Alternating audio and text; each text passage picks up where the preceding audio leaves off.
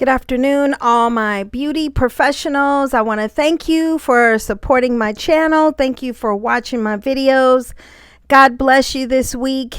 I am happy to be doing this class. It is how to flat iron the hair properly, and it's not going to be a long tutorial, but really I'm just showing fundamentals on how to properly straighten someone's hair without crinkles, without burning or blistering the hair. So I just want to show you that a few things that you should do when you flat iron the hair. The first thing you want to do is drape. And when you're draping your client, as you've learned in my other videos for draping and shampooing, you would either want to do a single drape, which means you're using one towel, but that's only if you're going to shampoo the hair, blow dry it, and then flat iron. If no shampooing is involved, then you can use what's called a Sanex strip.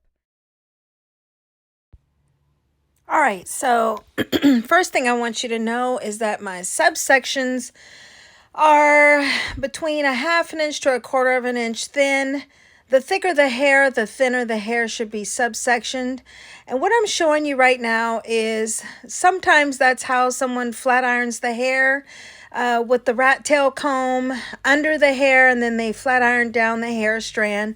I do not use that technique. I just flat iron down the hair strand. I make sure they're as thin as I can get them to ensure that that hair goes straight. I want to make sure that the flat iron is close enough to the scalp without physically touching the scalp. And then I angle my wrist in a way that the ends will be what we call bumped under. Now, if you need to go over the strand again, you don't rub over it more than once at a time. You go down the entire hair strand and then you can go back over it again. This is the incorrect technique. You never want to do that to someone's hair because you can blister their hair and burn the cuticle scales off. So I'm flat ironing all the way down and bumping the ends.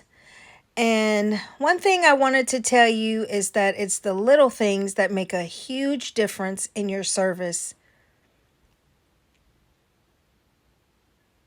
And I'm doing my next subsection, which is just as thin. And I don't always do them this thin, but it's just kind of to show you an example that when the hair is really thick, this is how thin your subsection should be. Sometimes thinner if the hair is overly curly and very coarse, so that you can be sure to get that hair straight. So as soon as I get it close up to the scalp, I angle my wrist and come down. It's all in the angle. Some people pull the hair straight out from the scalp. I do not do that. However, that is not incorrect. You just have to have understanding of how the hair is going to lay when you finish, because hair does whatever you tell it to do, right? And so if you pull it straight out from the head, then the hair is not going to lay as flat. It's going to be out. And maybe for someone with straight hair already, and they want it to have the illusion of a little more fullness, then maybe you might want to do that. So there's so many different ways that you can flat iron the hair, and it's not a incorrect way except what I showed you, going over the same strand more than once, because you can truly damage the hair that way. Flat iron is a service that I don't recommend you do every day. And towards the end of this video, I show you the scarf that you can use when you flat iron the hair, and you can dry wrap the hair. So I'm showing you right there, when you clamp the plaits too tight, that's what happens as you crease down the hair. You actually get crimps in the hair because you squeeze the plaits too tight. So you close the plaits and you gently glide down the hair strand with a moderate amount of pressure. And there's my mom. She's on her way out. And we're just kind of speeding things up. you kind of get the general idea.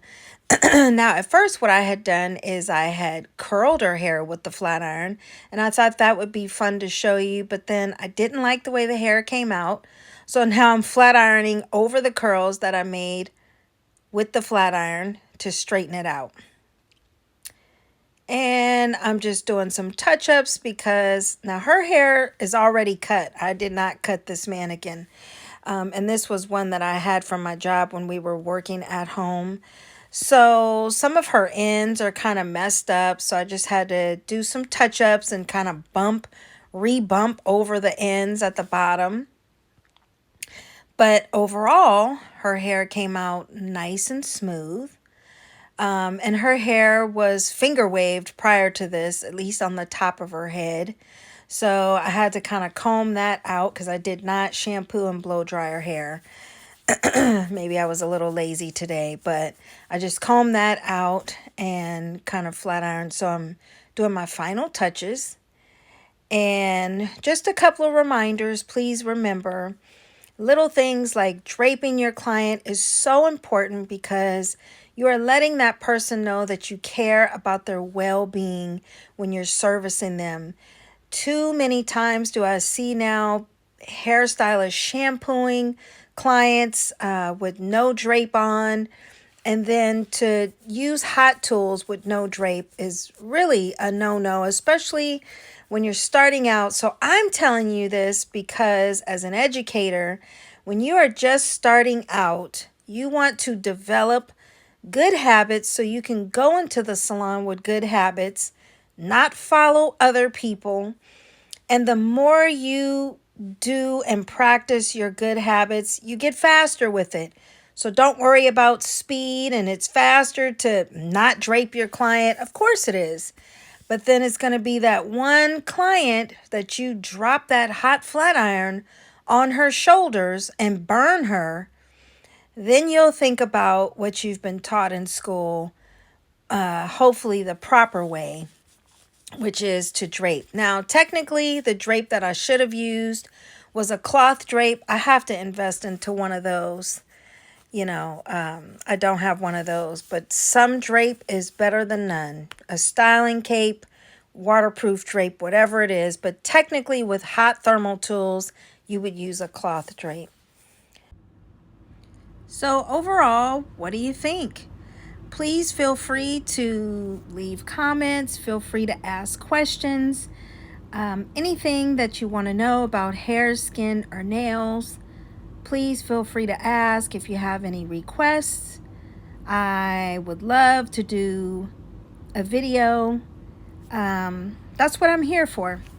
So I hope you enjoyed this quick tutorial and that you learned from it more than anything. Now, when you want to upkeep your style, you use a silk or satin scarf, and that preserves your style. But if you don't want to leave the hair down, you can do what's called dry wrapping. You would mold it around in a circle, and if the hair falls, you can bobby pin it up. Then you put your silk or satin scarf over it, and that's all the time that I have. See you next time, guys. Bye.